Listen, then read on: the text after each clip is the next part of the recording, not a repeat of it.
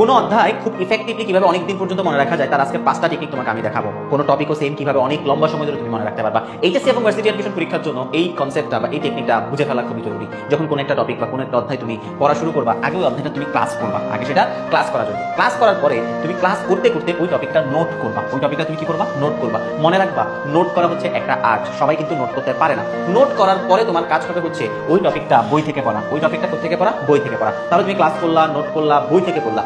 বই থেকে পড়ে তুমি আবার নোটে সংযোজন করবা, কিছু এক্সট্রা অনেক কিছু বই থেকে বের হবে। শেষ।